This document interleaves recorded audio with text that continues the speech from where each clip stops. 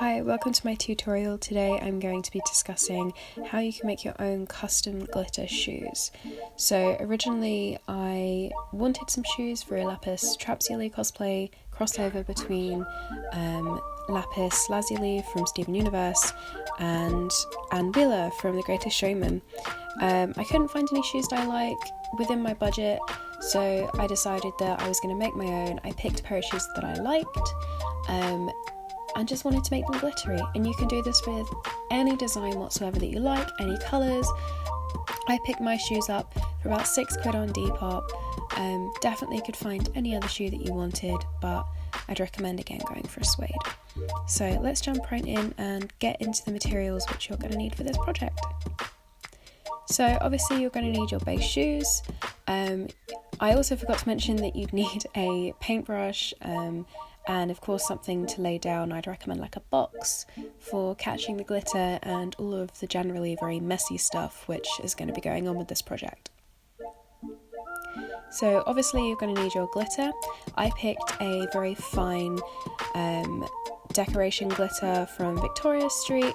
You can get these in many different colours, I'll link them down below, but recommend going for the finest glitter you can possibly find because it's much easier to pour and you get a much more finished, clean result with the end product. You're also going to need, of course, some acrylic paint. Go for as much of a metallic sheen as you can possibly find. It will really bring out the shine in the glitter underneath. You're also going to need something to seal your top coat of glitter. So this spray paint, I think I got it from the range. It's a Plasticoat super clear gloss. And any kind of PVA glue. I actually used 2 different types in this video. And of course you're going to need some masking tape to mask off the things on the shoes that you don't really want to get glittery.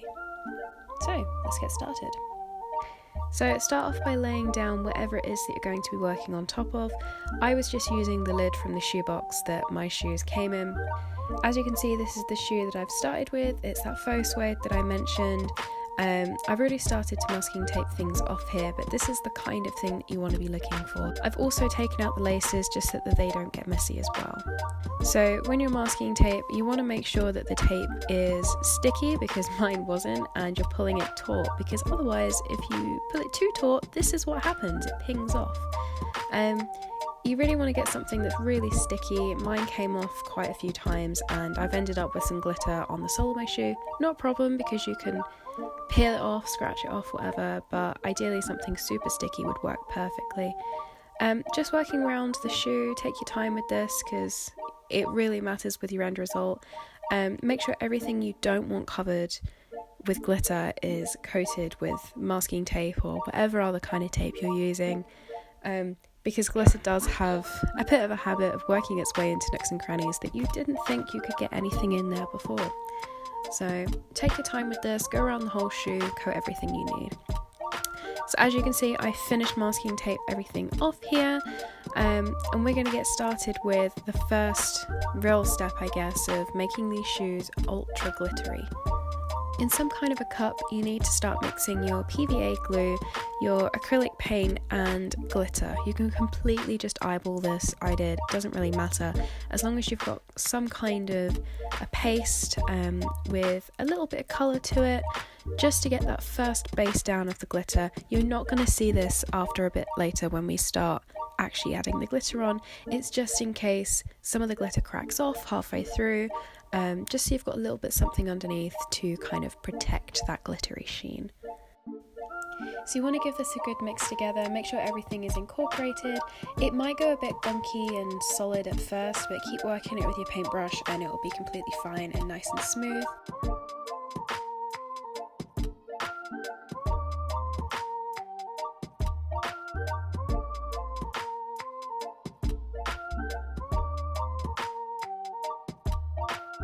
So as you can see, I'm just starting to get this first coat down. You really want to do this in like as thin a coat as you can physically manage, making sure to get into all of the seam lines and over the top of the stitching, into the eyelets. Everything on this shoe needs to be completely covered.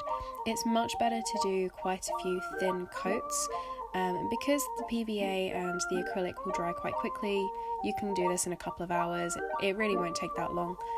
You can also see in this picture how the glitter is starting to clump together in little areas. Doesn't matter too much because by the time you've done 5 or 6 coats you won't start to see this. So looking at this shoe now, I think I did about 3 or 4 coats on this shoe. There's definitely still some patches which you can see where the glitter isn't that solid, but it's not too much of a big deal. Like I said, you're not going to see it. It's just to make sure that if any of the glitter does crack, you're not seeing just the base shoe underneath. So the next thing you want to do is completely coat this shoe in another thin layer of just PVA. You don't want any paint or any glitter mixed into this, you just want PVA. Make sure again that you're going into all of the seam lines, over the stitching, and as you can see, my masking tape is starting to peel off around the edge of my shoe. This was a bit of a downfall because the PVA managed to seep its way into the sole, so that's how I ended up having to scratch it off. But I'm also just wiping off some of the excess glue here. I like to go in quite heavy at first and then scrape off any of the excess. It's completely fine to do this in sections. I actually find it a bit easier, but making sure that you've not got too thick a layer on is the main idea, and you can always go back and do other areas around it in the end. Just another tip for trying to contain the mess of really fine glitter, I like to double bag my glitters. Mine actually came in its own little sealed bag already, but having the glitter in one bag and then putting it in like a little sandwich bag or something, just so that you can have 2 seals to stop it from getting everywhere, especially if you knock it over. You then want to start pouring some of the glitter over the top of the wet PVA glue. It's pretty self-explanatory, you can see me doing it here, but making sure that it gets into all of the crannies. We're going to do a couple of layers of this, so again, it doesn't matter if you miss a couple of sections, but just try and get as much as you physically can.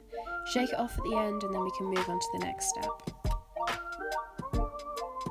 I'm just brushing it off with my hands here because it got absolutely everywhere, and I also got it on the inside of the shoe, but then making sure you can give the shoe just a tap off just to get rid of as much of the excess glitter as you physically can.